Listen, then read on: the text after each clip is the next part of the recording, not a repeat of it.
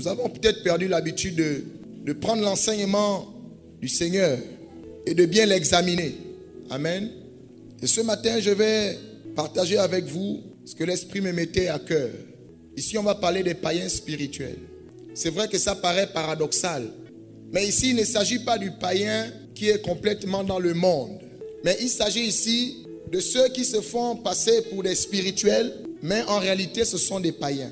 Si je posais la question de savoir ce matin, est-ce qu'il y a des païens parmi nous?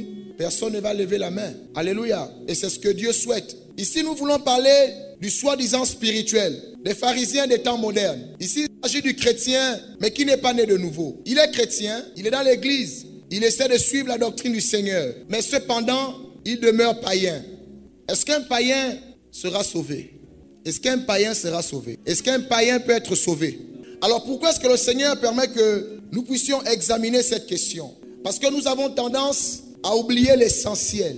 Ici, j'aimerais que nous puissions regarder attentivement quelques caractères du païen. Nous l'avons déjà lu. Quelques caractères du païen. Qui est païen? À quel niveau de ta vie es-tu encore païen? Sachez que le païen, c'est celui qui marche selon la chair. Mais il se fait passer pour un spirituel. Il est dans l'église. Il vient à l'église tous les dimanches. Mais il est païen. Est-ce que vous croyez qu'il y a des personnes qui viennent à l'église tous les dimanches, mais ce sont des païens? Est-ce que vous croyez qu'il y a des personnes qui chantent, qui prêchent, qui intercèdent, mais ce sont des païens? Alors, lorsque nous observons cela, est-ce qu'il n'est pas convenable que nous puissions nous arrêter pour nous interroger? Oh, est-ce que je ne suis pas païen quelque part? Bien aimé, c'est important que nous puissions nous arrêter pour nous poser la question de savoir, est-ce que je suis païen? Parce que la notion que nous avons du païen, c'est le mondain. Mais ici, il s'agit des pharisiens des temps modernes. Le pharisien, nous savons que c'est celui qui a étudié la loi de Moïse, mais il n'a pas l'esprit de Dieu. Il montre aux hommes que c'est un homme spirituel, mais cependant lui-même, il ne marche pas selon la loi du Seigneur. Et sa vie spirituelle est une vie charnelle. Tout ce qu'il fait, même quand il prétend le faire dans l'esprit, c'est toujours avec abus. C'est pourquoi vous allez constater que les chrétiens qui sont pas nés de nouveau, c'est-à-dire les païens spirituels comme je les ai appelés, ont ce qu'on appelle un zèle amer. Et l'une des premières choses que vous devez retenir ici, un des critères pour reconnaître que certainement je suis un païen caché. En moi, il y a encore cette forte capacité charnelle, le match vu. Quand vous sentez au-dedans de vous, vous êtes encore dans le match vu. Tout ce que vous faites, c'est pour être vu des hommes. La parole de Dieu nous dit dans Matthieu 6, gardez-vous de pratiquer votre justice devant les hommes pour en être vu. Il dit au verset 2,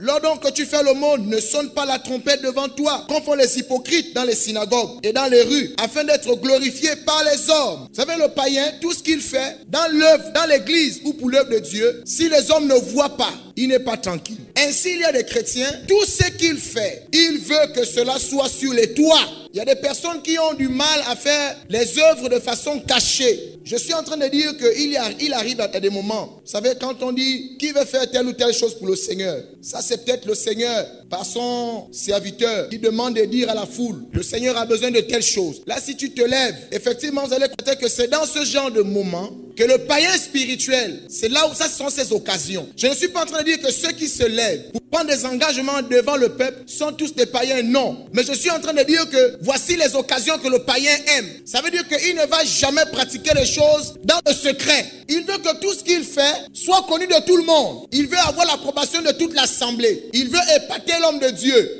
Il veut que les frères et les sœurs sachent que c'est lui qui a fait telle chose. Eh bien, sachez bien aimé, si vous avez cet esprit de match vu en vous, vous êtes un païen. La Bible dit, quand tu fais l'aumône, ne sonne pas la trompette. Il y a des gens qui ne savent pas faire le bien en silence. Il faut qu'on fasse des affiches.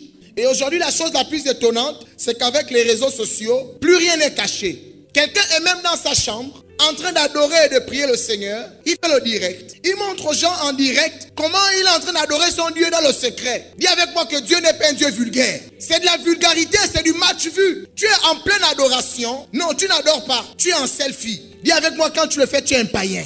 Où est passé le sacré? Pendant qu'on est en train d'adorer, on loue le Seigneur. Non, toi tu es dans le direct. Tu vas à la montagne, tu te couches, tu fais le direct, tu fais les photos, tu fais un jeûne, tu publies. Ce sont des comportements de païens. Et l'église aujourd'hui est remplie de païens spirituels. Où est passé le Dieu secret? La Bible dit que la gloire de Dieu, c'est de cacher les choses. Et la gloire des rois, c'est de sonder les choses cachées. Il n'y a plus cette vie d'intimité. Et voici des personnes qui se disent, on suit le Seigneur, mais cependant, elles ne sont pas nées de nouveau. Alors si vous voyez et ressentez en vous cet esprit de match vu, je vous en supplie, convertissez-vous. Parce que vous n'êtes pas convertis. Lorsque vous avez besoin d'être reconnu, lorsque vous avez besoin de l'approbation des hommes, c'est que vous êtes encore païen. Difficilement, on voit des chrétiens qui viennent dans le secret et font les œuvres dans le secret. Demande à ton voisin, tu as quel problème? Alléluia. Donc cet esprit de match vu, bien aimé. Une autre chose, je l'avais déjà dit ici, le païen, il joue au spirituel. Dis avec moi, il joue au spirituel. La Bible dit, dans Matthieu 6, le verset 5, lorsque vous priez, ne soyez pas comme les hypocrites. Oh, le païen, c'est un vrai hypocrite. Qui aime à prier debout dans les synagogues et au coin des rues, toujours pour être vu des hommes. Il veut vous montrer qu'il est spirituel. Vous savez, quand le Seigneur parle de, ils aiment à prier debout. Vous savez, quand on dit que quelqu'un a l'esprit de debout, c'est ça le païen. S'il prie, bien aimé, tu vas avoir l'impression que toi, tu ne connais pas Dieu. C'est pourquoi Paul va dire à un moment donné, arrêtez le désordre dans l'église. Si bien que toute l'église se met par exemple à parler en langue. Et on voit effectivement l'église du Seigneur remplie de païens. Quand ils se mettent à prier là, il sait très bien qu'il n'a pas reçu le parler en langue. Mais il va te montrer qu'aujourd'hui, tu n'es pas le seul à avoir reçu le Saint-Esprit. Comme si le Saint-Esprit est conditionné par le parler en langue. Et tout le monde, pour montrer que moi aussi je suis spirituel. Vous savez, aujourd'hui, c'est quelque chose qui est connu. Le parler en langue, quand tu fais ça, on sait que toi, tu es déjà un homme spirituel. Est-ce que c'est vrai? Non, répondez. Est-ce que c'est vrai? Le païen, quand il va se mettre à prier, frère, tu vas dire oui. Voici un homme spirituel. Il va le faire de telle sorte que tout le monde remarque sa prière. Il le fait dans le but d'impressionner. Je ne suis pas en train de dire que si vous voyez quelqu'un prier avec force, avec zèle, avec détermination, que c'est un païen. Je suis simplement en train de dire que le païen, quand il le fait, il sait qu'il est en train de mentir. Et comme je le disais, c'est la raison pour laquelle Paul pouvait dire non, il faut arrêter le désordre. Si 2 ou 3 personnes prient en langue, n'est-ce pas, que les autres se taisent et on écoute, et qu'il y ait quelqu'un qui interprète pour qu'on sache que l'esprit est en action. Le païen, quand vous priez, il va t'étouffer. Il va prier jusqu'à... On a dit la réunion, c'est 1 heure de temps. Nous sommes un groupe. Chacun va élever la voix. Si 1 heure, tu prends 45 minutes. Nous sommes nombreux. Ça dit, il va faire ça pour vous montrer. Hein? C'est sur moi qu'il y a l'esprit. Tout ça pour impressionner. Alléluia. Le païen est vaniteux. Et c'est ce que nous montre Matthieu 6 au verset 19. La Bible dit, ne vous amassez pas les trésors sur la terre, où la teigne et la rouille détruisent, où les voleurs percent et dérobent. Le païen avec les biens de la terre. Il mouille le maillot pour avoir les biens de la terre. Il ne mouille pas le maillot pour les œuvres qui donnent gloire à Dieu. Il aime les biens du monde. Il veut tellement en avoir. Ne lui dis pas de ne pas posséder les biens du monde. Le païen veut tellement amasser. C'est pourquoi vous voyez les hommes de ce monde. Vous vous demandez, mais comment tu as déjà autant d'argent mais tu voles encore? C'est ça le païen, il veut en avoir. Et c'est ce qui les conduit à être avares. Et comme on l'a vu tout à l'heure, s'il te fait du bien, ce sera, tout le monde doit savoir qui t'a fait du bien. Le païen est infidèle et hypocrite. Comme nous dit le livre de Matthieu 6, 24. La Bible dit, nul ne peut servir 2 maîtres, car il haïra un et il aimera l'autre. Il s'attachera à l'un et il méprisera l'autre. Vous ne pouvez pas servir Dieu et maman. Il vient à l'église, mais un temps soit peu, il peut faire un tour en forêt. Dieu n'est pas contre les herbes, s'il faut le dire ainsi. Dieu n'est pas contre les écorces. Voici le païen. Il n'est pas fidèle à son Dieu. Il n'est pas fidèle à la doctrine de Christ. Il marche un pied dedans, un pied dehors. Il consulte le Seigneur, mais de temps en temps, il peut consulter Allah-dit. Un temps, il veut suivre le Seigneur, mais un temps, il veut suivre aussi maman. C'est pourquoi la majeure partie du temps, le païen, il est ce qu'on appelle corrompu. Tu vois quelqu'un qui se dit il est chrétien, il craint le Seigneur, mais il fait des business bizarres à cause de l'argent. On voit des femmes, vraiment, excusez-moi les femmes, mais c'est récurrent chez les femmes. Oui, je prie, mais bon, de temps en temps, je peux encore escroquer. C'est quoi? C'est l'argent. Une femme chrétienne qui a 2, 3, 4, 5, 6, 7, 8, 10 dragueurs, elle prend l'argent de tout le monde. Ça, c'est de la prostitution. Mais elle te dit qu'elle est chrétienne. Et tu vas la voir le dimanche à l'église, slimée. Comme je disais une fois ici, ce qui est déjà même étonnant de voir que quelqu'un qui vient officier pour le Seigneur va te mettre un pantalon très serré, le tissage jusqu'aux fesses, les cils qui sortent comme ça, les ongles. Quand elle tient le micro, tu te demandes, on a affaire à qui? Elle repart un esprit de séduction dans l'église. Mais elle joue au spirituel. Même dans la façon de faire, tu sens la chair. Alléluia. Nous allons adorer le Seigneur. Oh, Jésus est présent. C'est quoi le problème? Les chrétiens mélangés. Ils te disent ils sont avec le Seigneur, mais ils sont aussi avec le monde. Ils aiment l'argent. Quand il s'agit d'argent, ils peuvent trahir le Seigneur. Ils peuvent trahir leur serment. Ils peuvent annuler une réunion de prière parce qu'il s'agit de l'argent. Mais ils vont te dire, Dieu dit que chaque chose a son temps. Dis avec moi, je dois faire attention. Bien-aimé, quand tu as aimé le Seigneur, tu ne fais pas le choix entre le Seigneur et autre chose. Quand c'est le temps de prier, je vais à la prière. Quand c'est le temps d'honorer Dieu, du moins, tous les jours de ma vie, j'honore le Seigneur. Alléluia. Donc, je ne vais pas dire, bon, là, c'est un peu serré. Bon, est-ce qu'on peut remettre la prière? Est-ce qu'on peut remettre? À cause de l'argent. Le pire, c'est que beaucoup se corrompent. Tu es chrétien, tu travailles dans une boîte, mais c'est toi qui es dans la corruption. Tu es dans les falsifications. Est-ce que c'est convenable? Soyez fidèles, bien-aimés. Le païen et l'inquiétude. Dis avec moi l'inquiétude. Oh, je vous assure que s'il y a des gens qui sont champions dans l'inquiétude, ce sont les païens.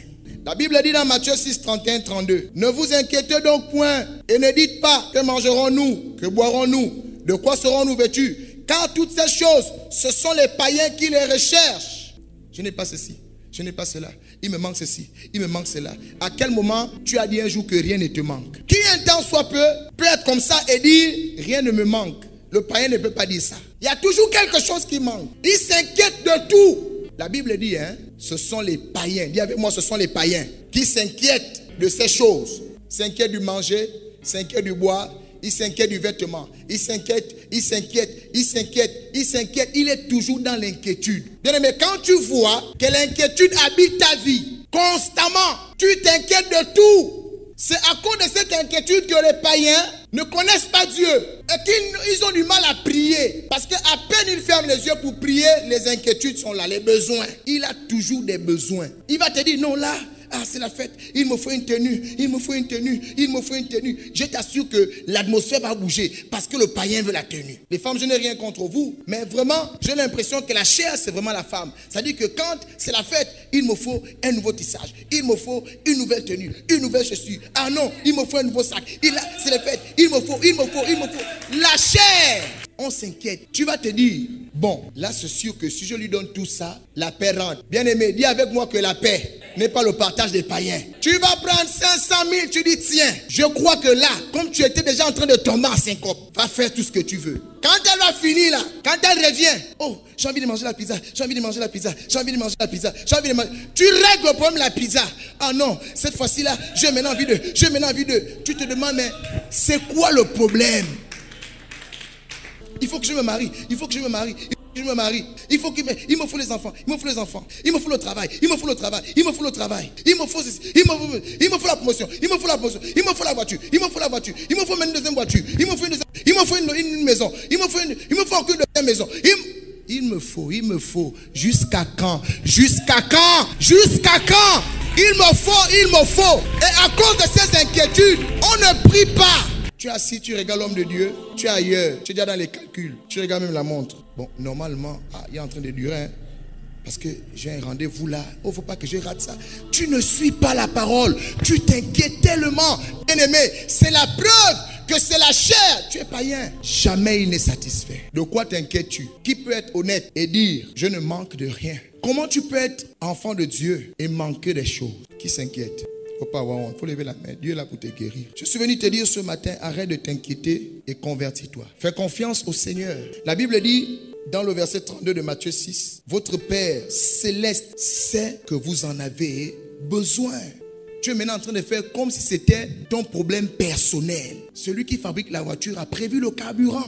L'inquiétude. À cause de cette inquiétude, beaucoup ne s'attachent pas à Dieu. C'est pourquoi si vous voyez un païen venir dans l'église, il ne tiendra pas longtemps. Mais la Bible dit, votre Père. Vous savez, ici Jésus est en train de dire aux hypocrites, aux pharisiens, à ces païens, il parle aussi à ses disciples, que vous ne faites pas comme cela. Ils se font passer pour les spirituels, mais ce sont des païens. Vous, vous êtes enfants du Père. Alléluia. Et les enfants de Dieu recherchent le royaume. L'enfant de Dieu recherche le royaume. Parce qu'il sait que dans le royaume, il y a tout ça.